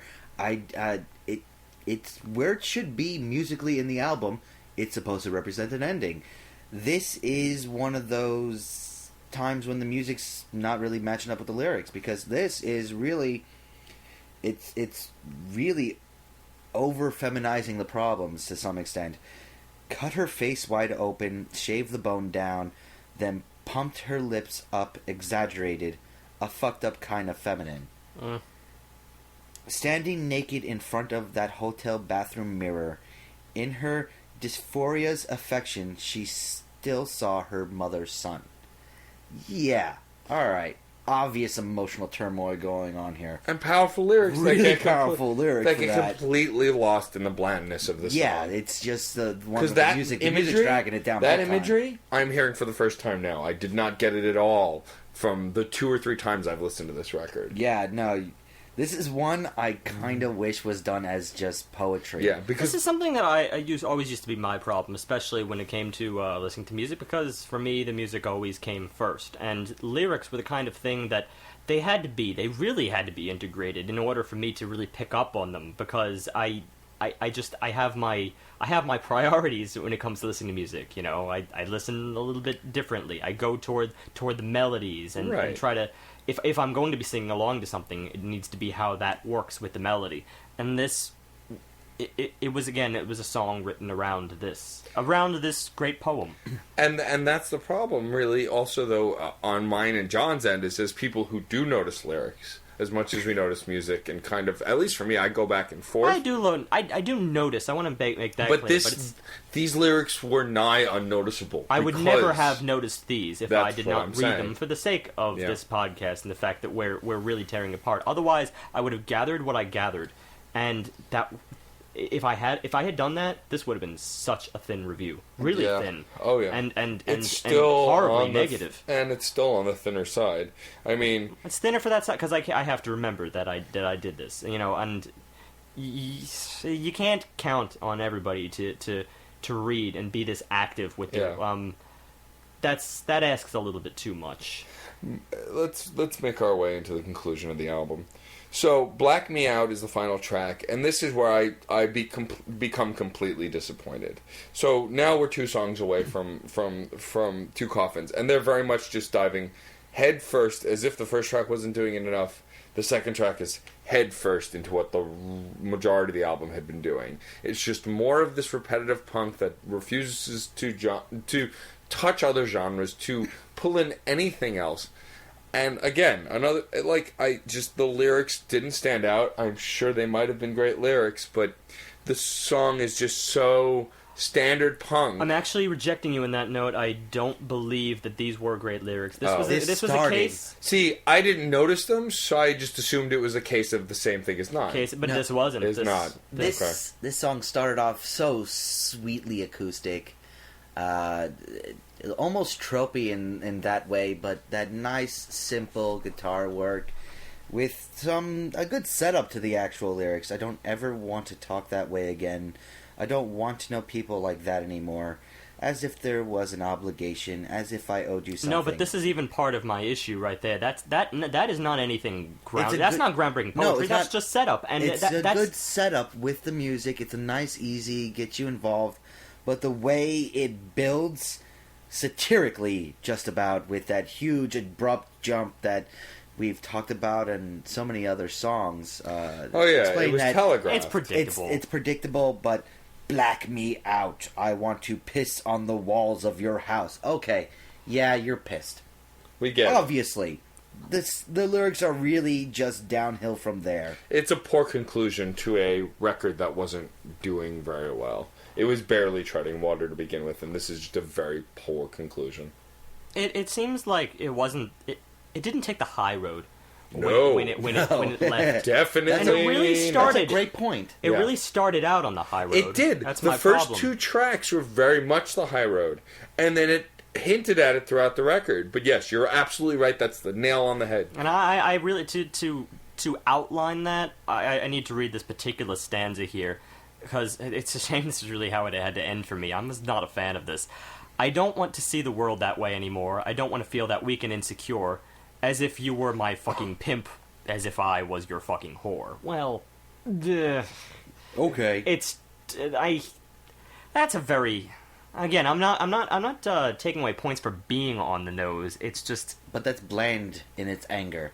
Kinda. It's very straightforward and angsty and almost immature. There you go. It's bland That's and the thing, immature. immature. Like that almost says that the transition is still in effect, which perhaps that is the point. But still, And it is. I know. I think I But there was- know from. facts that it is still in effect. The transition. She goes from maturity to immaturity. Yeah, which is she gets gradually more immature, except for man. moments, which is unfortunate. Oh wow, that's something I just saw, and that's something that actually hurts the album right now. It's a regression in there the you film. go. Thank you. It's a regression, and it's not pretty. And well, it did kind of happen earlier than this. The transition but it wasn't. We went really in. Oh no, it did go blunt. Osama bin Laden as crucified Christ. True. Again, that comparison, that is your teenage angst right there. Oh look, Yeah. my problem is this big. That's No, you're right. It's a little more obvious the more we talk about it. Yeah, and again, I'm not trying to demean the situation. I'm sure this was a very harrowing experience. It's just I prefer maturity. I don't feel we have to defend ourselves. We're talking about music. I simply play devil's advocate. I'm simply showing both sides of the equation. No, but I understand that. I can see that point being drawn from what our and what are. I'm saying is it's irrelevant to the fact that we're still judging the music. You know, obviously, going through something like this is harrowing, and truthfully, we can't tell you how to experience or write how you experienced it. Ultimately, this is her experience, and this is how she chose to voice it, but we don't have to like it. And that's ultimately where we're headed. What I want to... Wait. I just want to say, Laura Jane Grace, she's probably the definition of punk. She's just got attitude. She's got chops. She obviously knows how to make this music because she made very punk music. But she's also probably one of the bravest people we reviewed on this show. And for that, she fit her genre perfectly. Brave is a funny word because in terms of her life situation, yes, most certainly. And perhaps in terms of putting this up there as a work. Then again, I know it's not the only bit of coming out music that has existed. No, of course not. Yeah, so but yes, brave in that respect, but not brave in the musical respect. No, there's a lot of safety. Music. Very safe. That's my point. Why don't you take us home, Steve? All right. Here's the thing. When I'm in the critic's chair, I can't exactly just hand out gold stars for earnesty. Musical ingenuity is what I'm lacking in this work, and I know that's not very punk of me, but I need to try and represent a listening popularity that just won't respond to, I feel you, man, or in this case, I feel you, girl. And to be clear, I'm not referring to the population that rejects the transgender community or rejects a type of work that is too gushy in that regard. F*** them. This is strictly an artistic discrepancy. That's really where I'm going with this. I think the maturity really is what comes down to it. I think this is immature from a musical perspective. I think she has a very mature voice. I really would love to hear that voice in better context, in context that really explores other things aside from just the same three elements that I mentioned in the beginning. You know, steady drum work, manic, steady eighth notes on your guitar, and then the sort of scream style. Although I don't want to go too close with the scream style because she's normally closer to the singing end of that spectrum, and she really does have a very nice vibrato that is what I noticed in the very first track and made me think, you know what, I could probably like this on a modern punk end, but it went nowhere from there. Going back to that maturity thing, there are a couple moments on this album where in the unlikeliest of places I feel like I'm getting the maturity. Not just the maturity, it's not immaturity. I get maturity in the very first track, but believe it or not, Drinking with the Jocks, I think it really grew on me after the fact, just because of the road that it took. I find this as the more mature track because it takes the satire route in almost that clever fashion that is in the same vein as the Lonely Island regard. It's almost comedic. You see this group of jocks just hanging around and being total idiots, and the irony that someone should want to be in that group. And I'm sure the pressure was on for her to be in that group, but you almost feel the ridiculousness by the time the song is completed. You feel like, really? Really? Would you want to be immersed in that world? Would you want to be immersed in that? You feel the music. There's a musical connection there. Would you want to be immersed in that room? You don't. So, in a sense, I think that song really functions well artistically. I reject any any approach that simply puts it down because of musicality. Because to be honest, I once the art has settled with me, I start enjoying it on that level. So that's a positive. But there's not much else. You just have two coffins, which is very sweet, but it's totally disconnected in a way. I mean, except if you explore the father-daughter, that's sweet. But again, arc is the problem here. The fact that it follows Fuck My Life 666, which is just so immature. You're going straight from... it's all over the place. It's really all over the place. I don't think I see the process here of transformation. I think I see a compilation of snapshots of when I was feeling better in this moment, when I wasn't feeling as good in this moment, and I kind of appreciate all that, but it just doesn't... It almost comes off as a stream of consciousness. Yeah, a creative stream of consciousness, but that's for a stream of consciousness. I'm gonna throw this in the 2s, certainly not in the 1s. There's too much emotionality here for it to be anywhere that low. Musicality notwithstanding, because music really did not impress me by any stretch, in any place. 2.5. Smack dab in the middle of the slightly less than average album. It needed more on both fronts.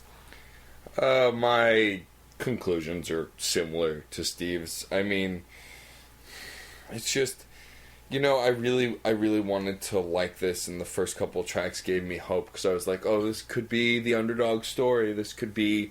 And I mean, the idea that someone who went through this experience wrote an album about it, and it's a popular album on Rolling Stone and being fairly well received, it's like, this is a huge deal, this is a big deal. Just because you're going on about could'ves and would'ves, this could have been the good, great punk album that I was supposed to like, that John was supposed to give me. Yeah. I tried really hard. He still owes me. I did try really hard. And so, just for me, the problem is, and like I said, I don't want to, we're definitely not belittling her experience, it's just, there's not a lot of connection later in the record. It just falls short, or feels immature, or I just get lost.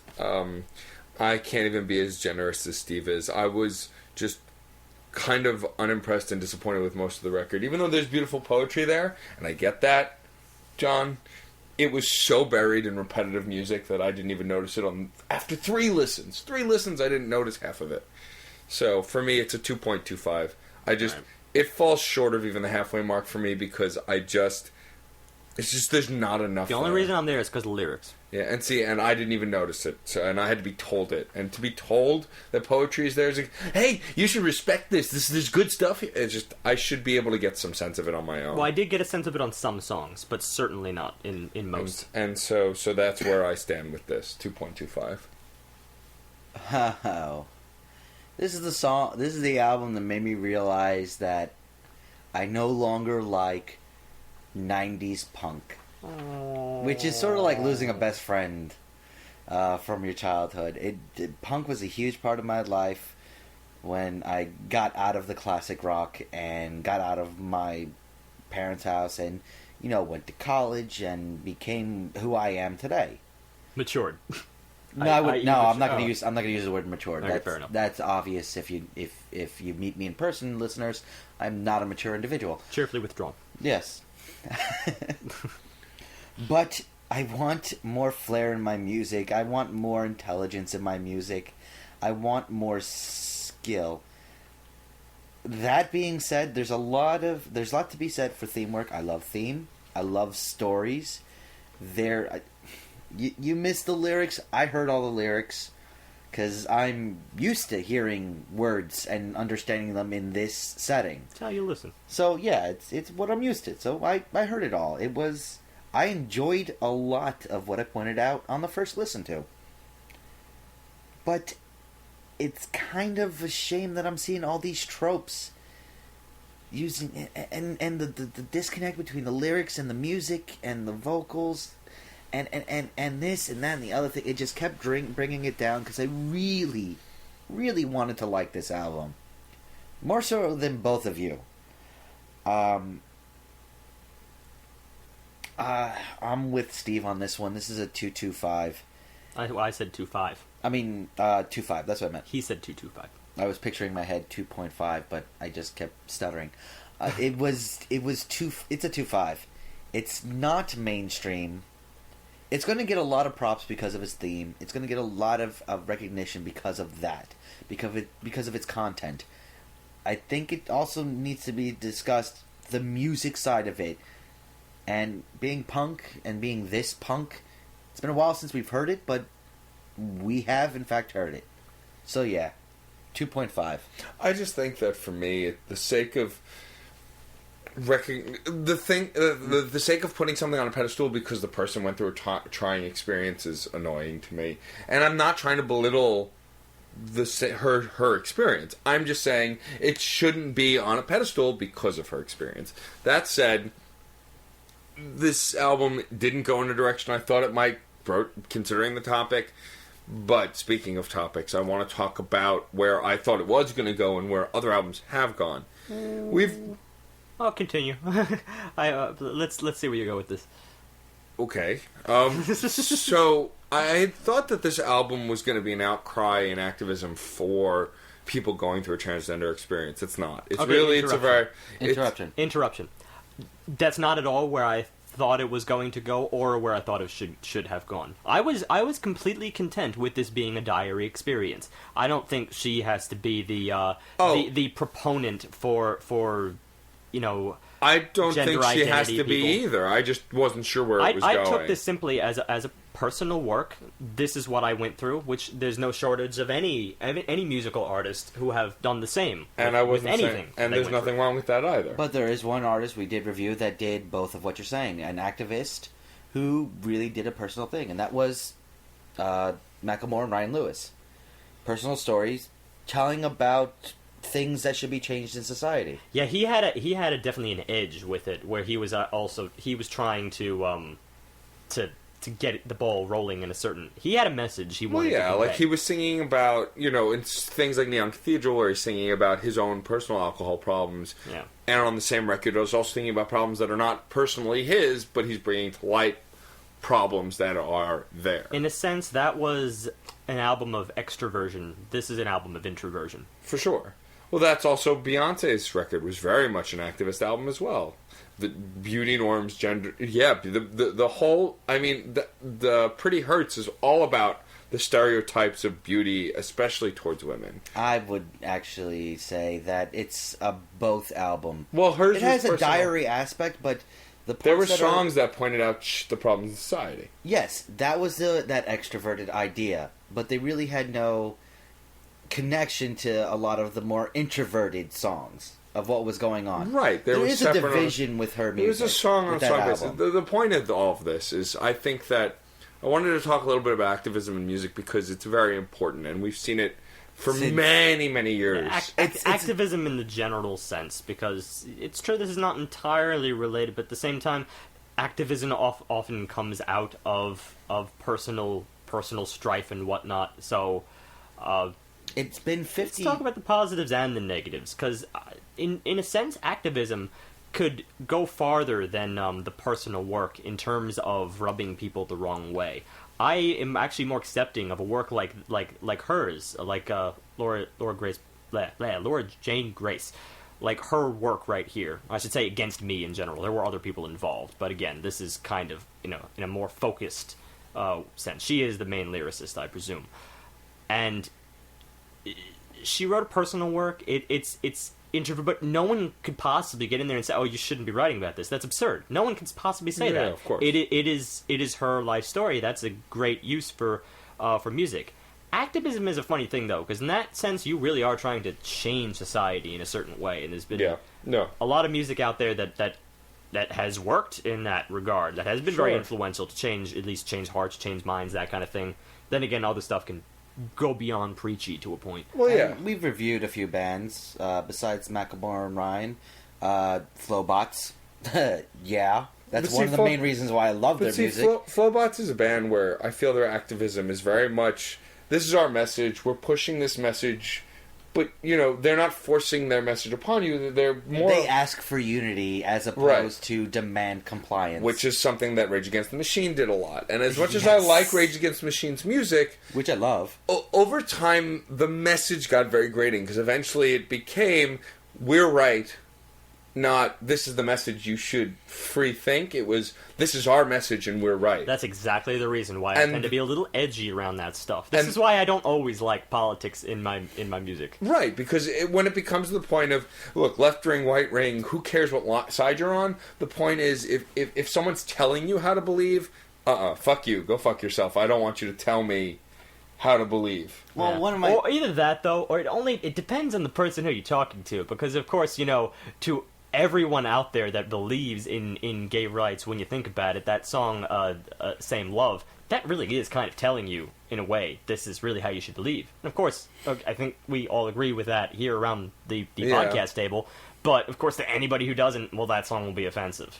So there is a double standard with that guess kind of that's thing. true, yeah. Well, what's one band that really has gone from, yeah, you know what, that's a great idea, to just please stop talking, is REM. They really did. They started off as kind of, hey guys, this is a great idea.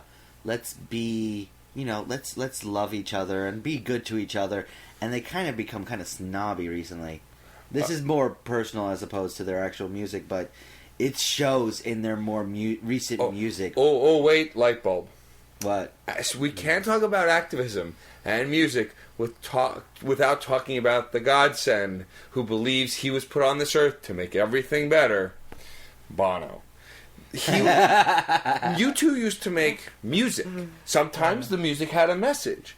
But then somewhere around the late 2000s, Bono decided, I don't need to make good music. I can just preach on a bandstand. Who needs music? And someone probably argue that they weren't, exclusive. That the music would have declined anyway, and the fact that he threw his heart and soul into all this other stuff, was just a byproduct. And I'm also not trying to say that all the things that Bono represents are wrong or whatever. Of course, let's face it. On the face of it, yes, he raises a lot of money and probably is helping out a lot of people in need. He's a really good guy. It's become a big trope, of course, that his face is out there, and I think that's really the funny thing. It's a musician here as the face of brotherly love and give to the poor. But I feel like besides the fact that they made music, is he really, when's the last time they put out an album?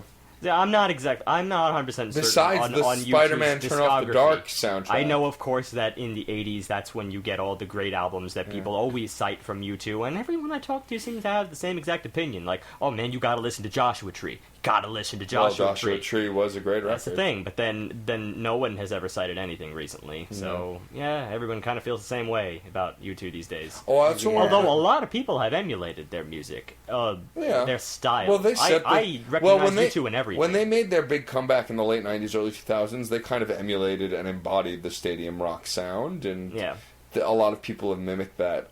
There's a distinction, though, because his activism is...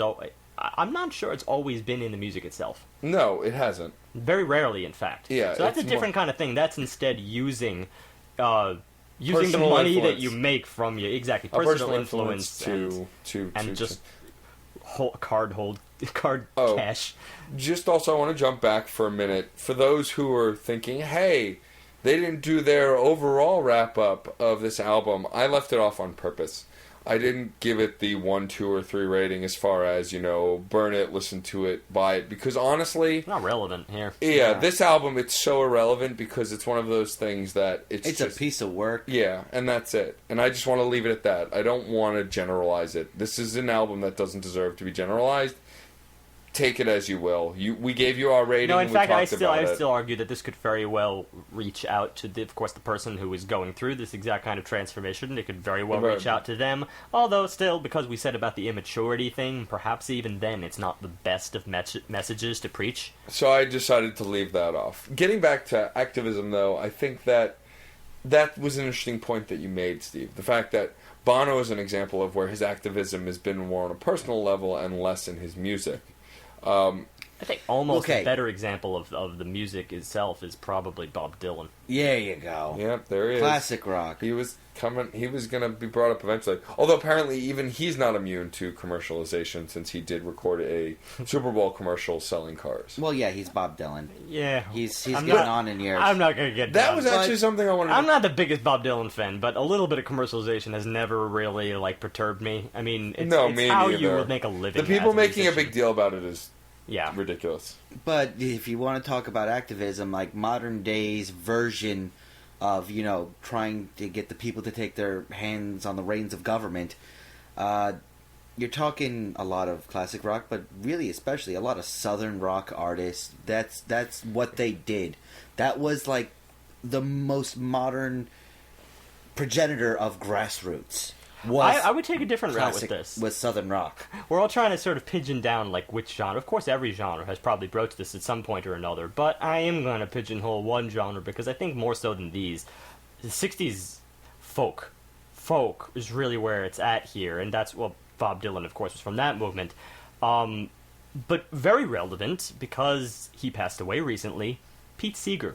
Oh, yeah, sure. Kind of one of the biggest in that movement. Some of the songs that he wrote, and he did it in a very passive way, which I don't think was in the slightest bit, overt or obnoxious. I mean, I can't even imagine a situation where people would put the word obnoxious and Pete Seeger in the same exact sentence. I can't. He's as gentle as anything. Anyway, he lived a very long, fulfilled life. I think he passed away at the age of 94 or 5 or something like that, just a matter of weeks ago. And they've done full specials on him and everything, but he toured the world, literally, sort of being a primarily, again, to entertain, but there was inherent activism within that. I'm trying to think of specific songs. Of course, they're the kind of songs that you would instantly know whenever you heard them. Of We course. take them so for granted, such that when I heard a lot of these songs, I was like, really? That was Pete Seeger? Really? That was Pete Seeger? Sure. The idea that all of them could come from one man. And another individual from the same time frame, John Lennon. Obviously, yeah, sure. A very of course. obvious individual. Love or hate his specifically- solo music, but Specifically his solo work, Yeah. because it was supposed to be edgy, it was supposed to be out there, and because it really does... I mean, the poster child for that idea is Imagine.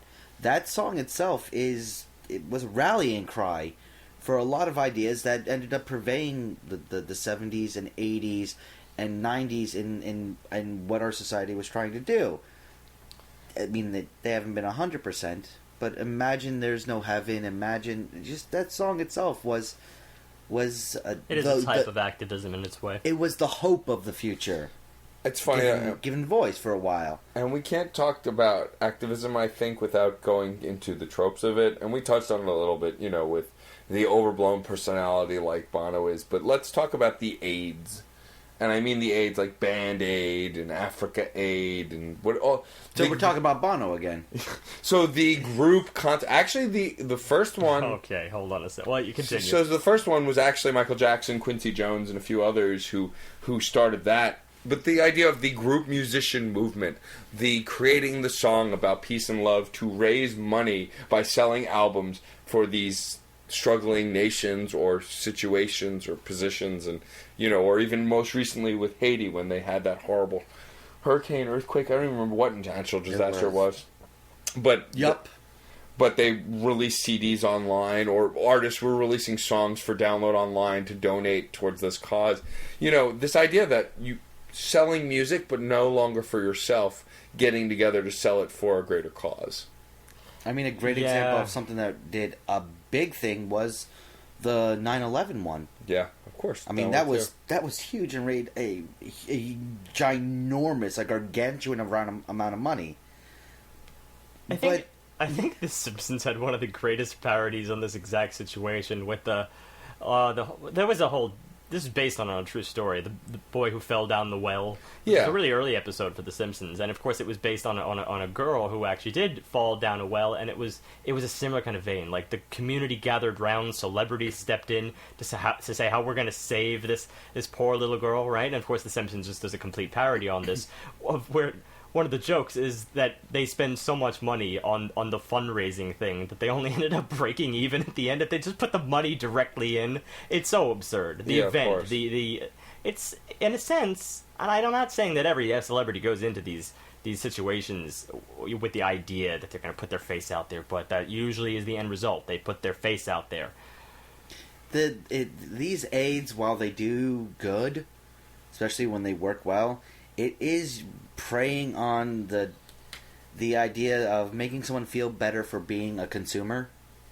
It's kind of both good and bad, because it's just thinly veiled consumerism that you feel less guilty about spending money on something but I you may not really need. But I don't know that it's just that, because I think it's also, we know as a country, at least in America, we're good at spending money. If there's one thing we're good at, let me finish, we're good at spending money. So if you create a thing that people want to buy to raise money, and they're not thinking so much about it, they'll spend the money to help someone else, you know. But from personal experience, I don't buy things in order to donate. When I feel like giving, and from time to time I actually feel like giving, I give money to organizations. No, of course. It's not shady, it's not wrong, but it just doesn't sit quite right to, do something like that, to sell something to raise money. Because then, first off, you're taking out of the actual money going towards people. And in a lot of situations, you actually have to spend money on the artist. They have to get a cut in a lot of cases, or the producers have to get a cut. That's actually not really true, especially in the more recent cases, like with Haiti and with 9/11. They all did it for free. They raised the money, and it was given to the charities that it went to. Yeah, sometimes that's the thing. This is not like an overcasting statement. Of course, a lot of times it is done right. Yeah. I mean, that's like, even in the case of, like, activism, the 24-hour plays, which I've talked about before, that I worked on. These artists who do these projects where they create theater in 24 hours, in a whole 24-hour cycle, none of them are getting paid. It's all free volunteer work. Nobody's getting paid. The money that's raised goes directly to the students who are trying to get into the arts. These people who can't otherwise get this exposure to the arts that they deserve. These creative people. Yeah. And though that kind of activism is something that I get behind more than anything, is seeing these people who, some of them have egos and some of them don't, get together and just do what's right to help those who need it. And you know what? Getting back to lyrics also, it works the same way there. You don't have to have, lyrics aren't always so overt that they're obnoxious or on the nose or anything like that. The best that I prefer is the general kind. Just remember the Pete Seeger song, one of probably the most widely known, is "We Shall Overcome." Right. How could you possibly get more general than that? And that was written in 1963, of course, at that time pertaining to the civil rights movement, which was, just perfect for the time. "We Shall Overcome." That's a hope-filled song. Yeah. You couldn't be any more on point with that. There's no room there for obnoxiousness or anything of the kind. It was a very much needed song at the time. Yeah. So I think that's more, that's an example of the high road. Yeah. No, that's for sure. I mean, ultimately, this is not a discussion of should there or shouldn't there be activism in music. It's a case by case basis. Ultimately, yes. If you're fighting for a cause see, it's so hard to use specific language when talking about this, because to say you should or shouldn't gather around a cause, I mean, ultimately, it's opinion, I guess, although there are some causes that should be stone cold obvious now, like equal rights and all of that stuff, I've had this discussion a lot of times, because I like, getting into arguments and pissing people off and getting pissed off myself. And the way I look at it is this way. If you're doing something for the betterment of an individual, any individual, without the detriment of other people, that's something you should do. Yeah, that's a very general. That's a good rule of thumb. That's a good rule of thumb. If you can find a way to give whoever equality without infringing upon another person, you're doing the right thing. Yeah. If you find a way to give somebody happiness without hurting anybody else, you're doing the right thing. That's what it boils down to. Yeah. It's a funny thing, because that's I think that's the most ideal way to look at it. I would agree. That's altruism. That's activism. Did I say that word right? Yes, you did. Yeah. Okay, good. That's being, human A lot or of- even humane. The detriment, of course, it's hard to imagine a scenario in which a song could possibly contribute to someone's detriment.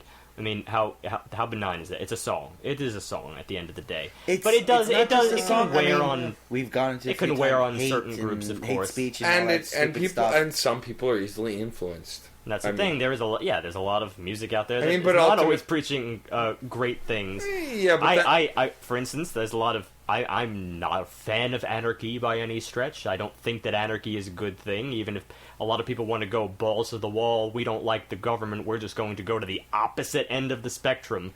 I think it's a damaging thing. And yet there are a course. lot of bands that sing about that kind of thing. just That's not positive to me. Of course, well, just the same how there are plenty of bands who sing about misogyny and the mistreatment of women, and that it's become ubiquitous and accepted in many musical cultures. This all falls under the realm of First Amendment, a thing we like to hold up very, very strongly, and we'll never stop holding it up, so that's the thing. We're not saying you can't sing about it. Sing about it to your heart's content. It's more of a question of should you, because you have to realize that as an artist, you will influence younger minds. If you get a whole movement of anarchists behind you, well, that's not really the best thing for the next generation, always.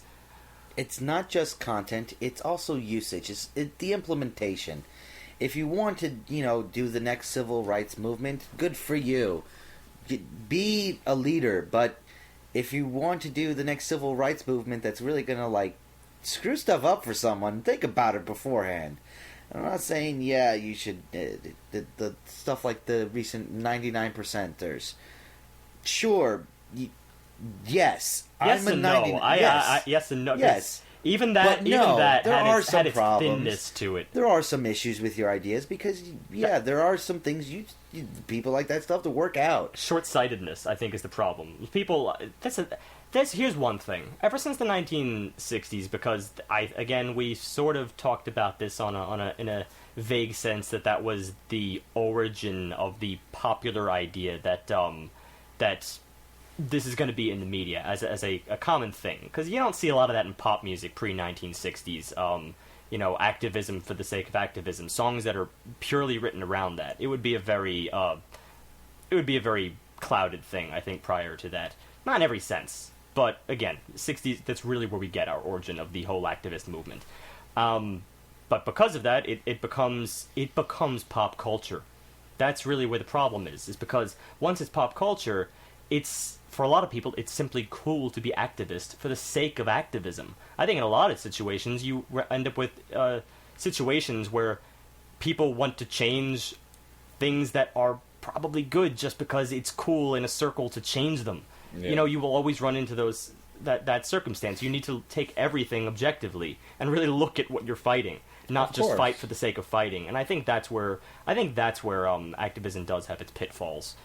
Instead of trying to save the whales by funding research and trying to get money to protecting them, getting on a boat in front of an oil company's tanker, that's not a very smart way of doing it. It never really works out for the little boat with the guys with the signs.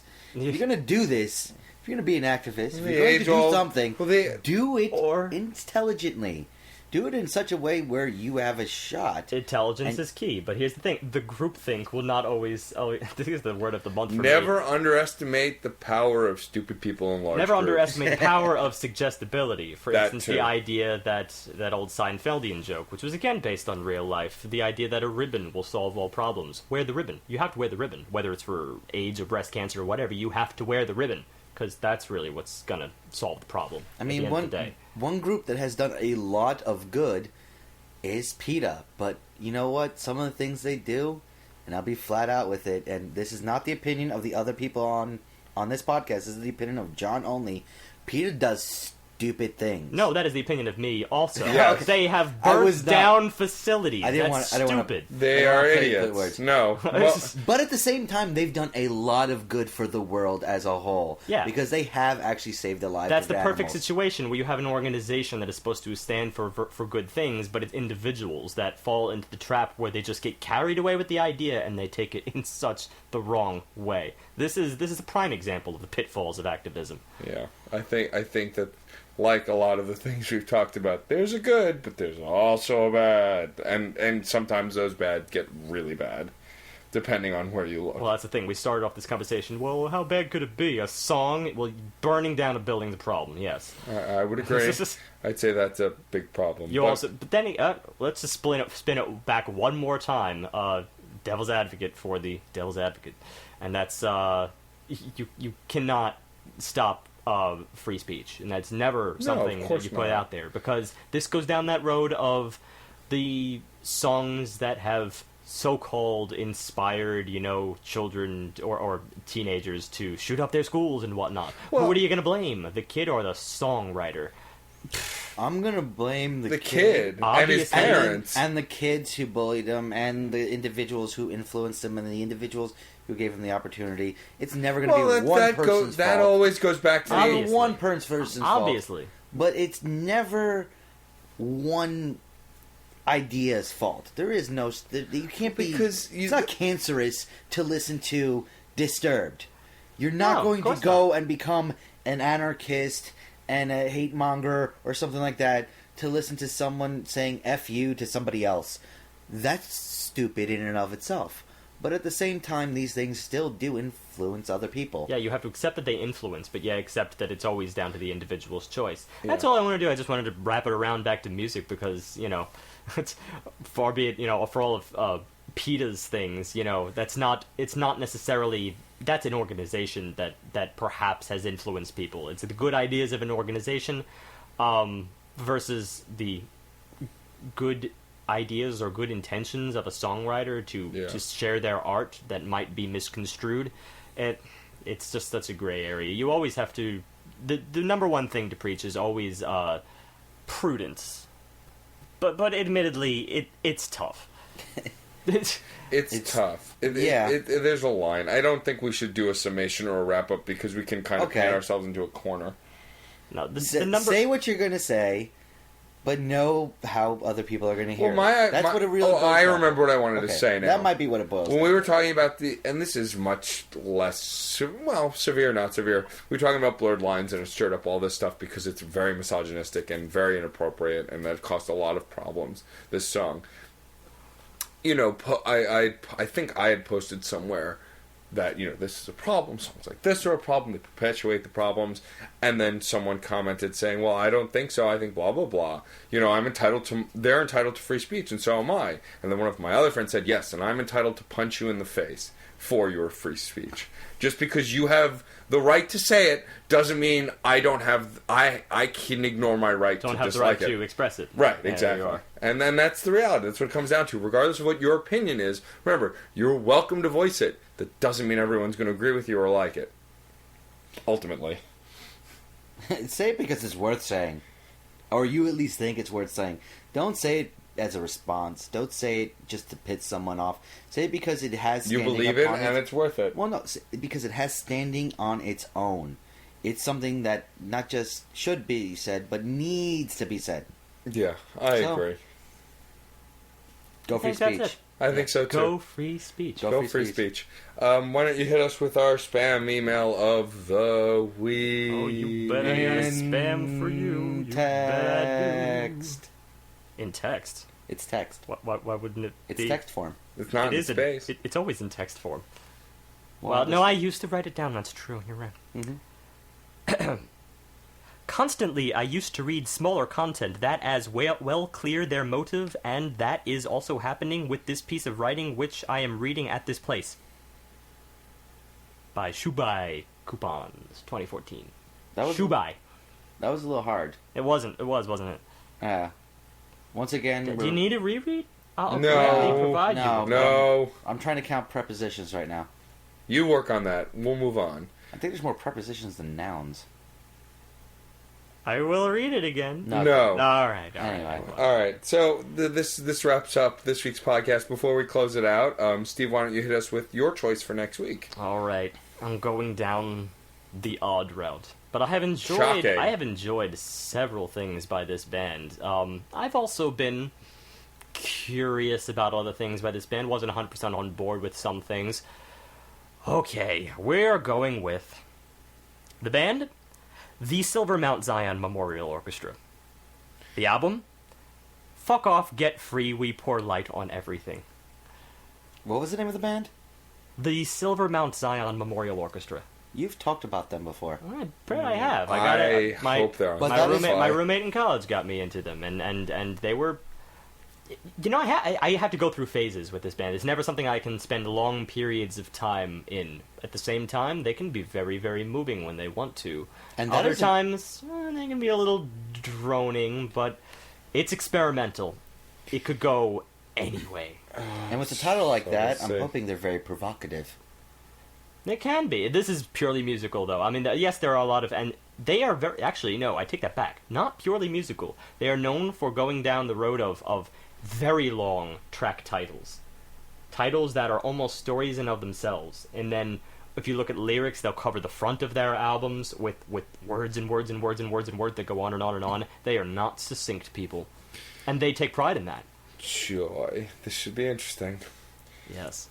Well, on that note, let's get out of here because I feel like we'll be reading the album title for days. That's almost a greater sign-off than ever. Let's get out of here. Let's get out of here. All right, Music guys. is life. That's it for this week. We'll check you next week with that new album, Steve's Choice.